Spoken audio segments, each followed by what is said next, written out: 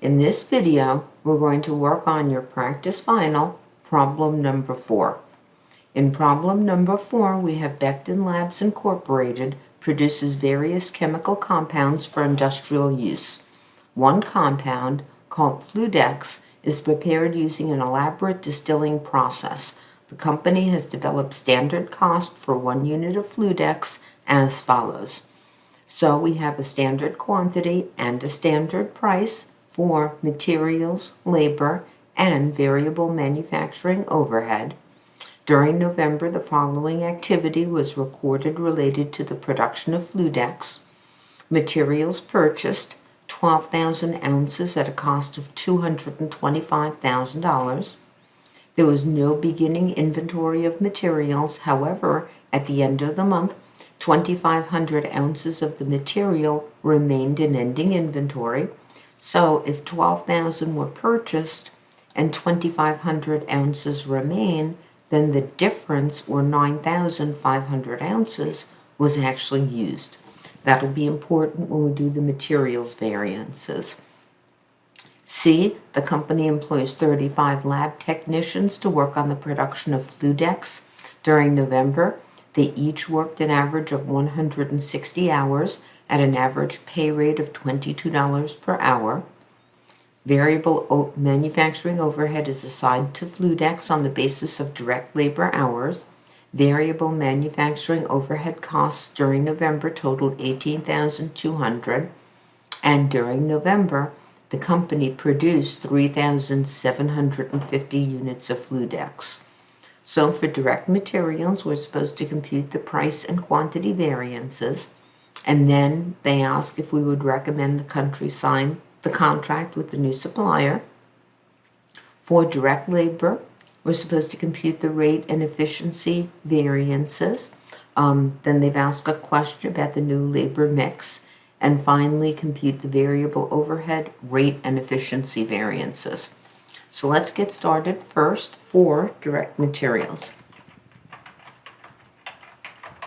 We're going to use that pitchfork or goalpost model that I talked about before, but when there's direct materials, a different amount purchased and used, you have two different middle prongs. So if you remember, on the left-hand side, we have our actual, but in this point, it's the actual not purchased, but it's the actual, I'm sorry, not the actual used, it's the actual purchased. So actual purchased is going to be the actual quantity multiplied by the actual price. On the right-hand side, we're going to put our standard. That's going to be the standard quantity multiplied by the standard price. Now, if you remember, we're going to have our price and our quantity variances. So between these two prongs, we're going to change the price but keep the quantity. So on this left-hand prong, we're going to use the actual quantity purchased multiplied by, so remember, price variance, we're going to change the price. We're going to multiply it by the standard price. Now on this prong, for the quantity variance, we're actually going to use the actual quantity used instead of the actual quantity purchased, and we're going to multiply that by the standard price. So now we have all of the numbers that we need except for the standard quantity. So let's start filling in the numbers. On the left-hand side, the actual quantity purchased, we can just put in the amount, $225,000.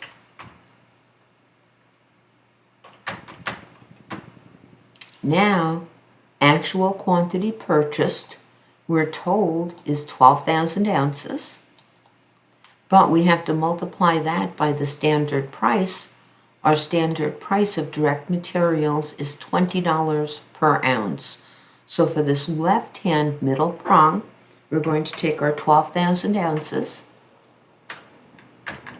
and multiply that by our standard price of $20 per ounce.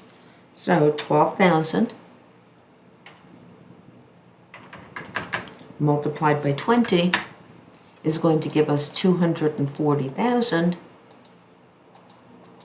for that first middle prong. Now, on the right-hand side, if you remember, our actual quantity used is going to be the 12,000. Subtract the 2,500 that remain. So that is our actual quantity used. And we're going to multiply that by the standard price of $20 per unit. Let me move that out a little bit more so you can see that. And I'll just move that out a little bit so we can still see the other writing. Okay, so I'm going to take the 12,000 ounces that are purchased, subtract out the 2,500 ounces that remain. That's going to equal 9,500 ounces. I'm going to multiply that by the standard price of 20. And my middle right-hand prong is going to be $190,000. I just want you to be able to see the commas. Now, moving on, the last one that we have to do is our standard on the right-hand prong. So our standard is going to be the standard quantity multiplied by the standard price. So if you remember, the standard quantity is that allowed for the actual output. So we produced 3,750 units of Fludex.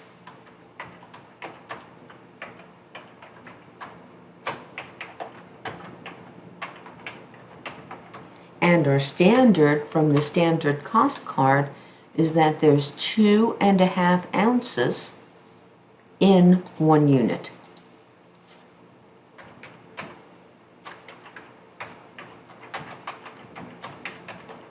So if we knew at the beginning of the year that we were going to produce 3,750 units of Fludex, we would have budgeted 3,750 multiplied by 2.5, which is 9,375 ounces of Fludex.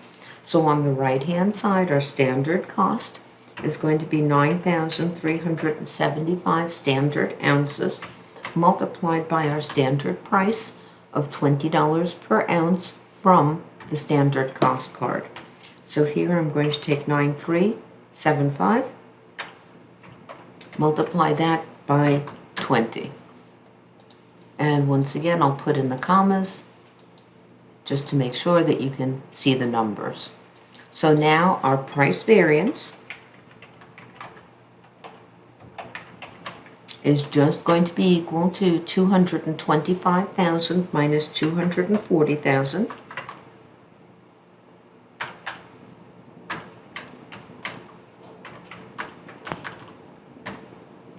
Okay, so if I take the difference between those two numbers, I'm just going to take the higher number and subtract the smaller number. So 240,000 minus 225,000, we have 15,000. So remember, when we compare two numbers, the one on the right is budget and the one on the left is actual. So we budgeted 240, it came in at 225. That one to me looks like it is a favorable variance. Now on the right hand side for our quantity variance, we're just going to take 190,000 and we're going to subtract 187,500. So if I do that, if I take 190,000 and I subtract 187,500, I get a $2,500 quantity variance. So I plan to use $187,500. It actually came in at $190,000. Actual is higher than budget, so that is an unfavorable quantity variance. So we can see over here that for our materials price variance, it's going to be 15,000, and that is favorable. And for our materials quantity variance, it is going to be 2,500, and that is going to be unfavorable. We can see those numbers are correct. Now for direct materials, they're a new supplier who's anxious to enter into a long-term purchase contract. Notice how the price variance is very favorable, so it looks like they give a good price. So I would actually say yes to requirement 1B.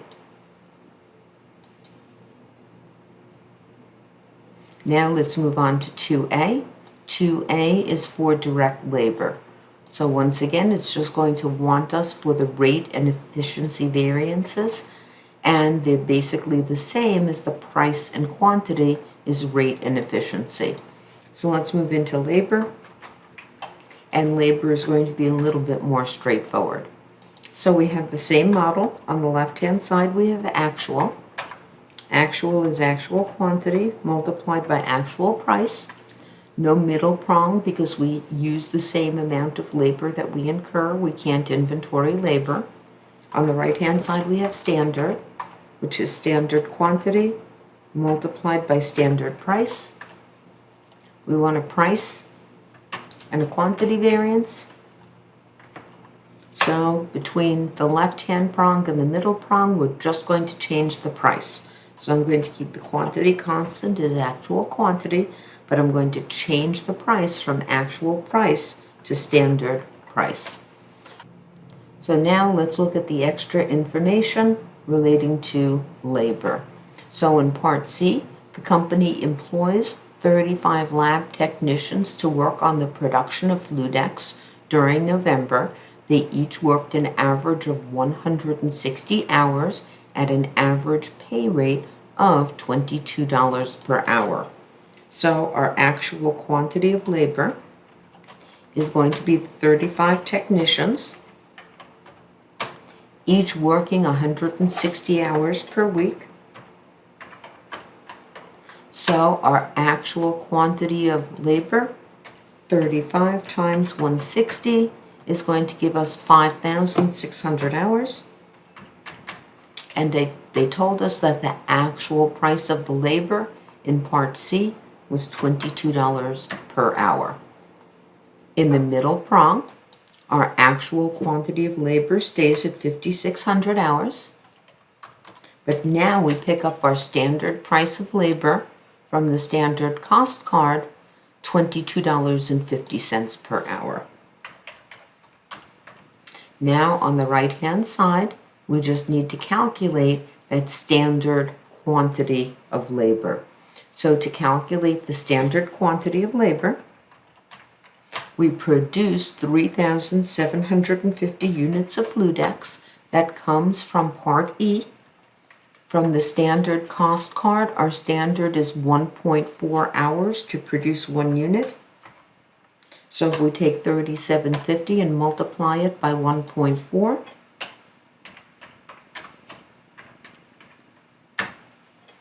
we get our standard quantity of labor, 5,250 hours. So 5,250 hours multiplied by the price from the standard cost card, $22.50 per hour. Now it just degenerates into 3 multiplications and 3 subtractions. So on the left-hand side, 5,600 multiplied by 22 gives me $123,200. Middle prong, 5,600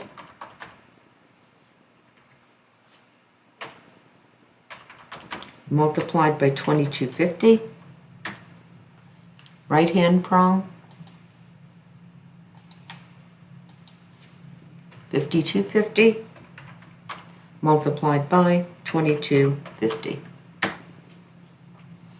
So now we can see in requirement 2A, they only want the rate and efficiency, which is the price and quantity, so we don't have to worry about the total variance. So for our rate variance, we're just going to take the difference between the left and the middle prong. So we're going to take 126,000 and subtract 123,200.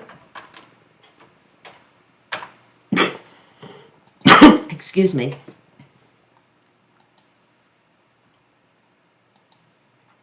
So we have a rate variance of $2,800. We have to decide if that's favorable or unfavorable. So we plan for 126, it comes in at 123. Our price variance looks like it's favorable, and we can see that our standard price is 22. The actual price is 22, The standard price is $22.50, so we actually did pay less per hour. Now our efficiency variance, which is the quantity variance, we just take the difference between 126,000 and 118,125.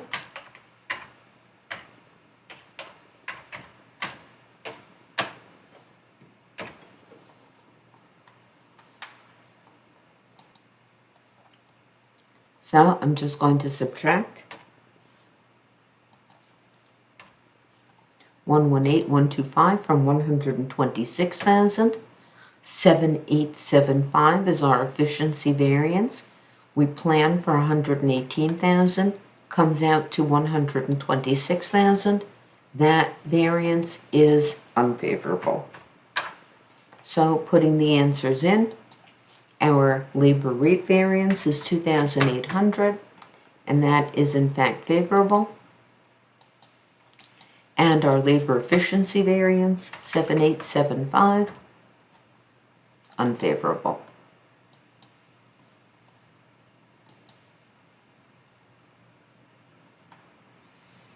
Now for our next question in requirement 2B. For direct labor, in the past, the 35 technicians employed in the production of Fluidex consisted of 20 senior technicians and 15 assistants. During November, the company experimented with fewer senior technicians and more assistants in order to reduce labor costs. Would you recommend the new labor mix be continued? Well, you can actually see from this variance analysis that changing the rate saved $2,800 just from saving the rate, but cost us $7,875 in efficiency. So would you save $2,800 to spend an additional $7,800? I don't think that's a very good deal, so we're actually going to say no for this one. Now moving on to our final requirement. Our final requirement is just going to be overhead. Since overhead is based on direct labor hours, our standard quantity of overhead is going to be exactly the same as the standard quantity of direct labor, 5,250 hours. So we can do our overhead variances extremely quickly. So just as before, on the left-hand side, we have actual quantity multiplied by actual price, but in this case, they're just going to give us the total amount of the overhead. On the right-hand side, we have our standard quantity multiplied by standard price. We want to do our price variance and our quantity variance. So between the left-hand prong and the middle prong, we're just going to change the price, so we keep the quantity the same as actual quantity, but change our price to standard price. So in part D, we were told that our actual variable overhead during November was $18,200. So we can just put the $18,200 right in there. Our actual quantity is going to be the same as our actual quantity of labor. So once again, our actual quantity, because overhead is based on direct labor hours, we can see that from up here, our actual quantity of labor and our standard quantity of labor hours is going to be the same as for overhead. So our actual quantity of labor hours is 5,600 labor hours, and our standard price of overhead from the standard cost card, $3.50 per hour. Now on the right hand side, we have our standard. Our standard quantity of labor hours is 5,250. And once again, from the standard cost card or standard price of overhead, $3.50. So we've already given the 18,200, middle prong, 5,600 multiplied by 3.5 gives us 19,600.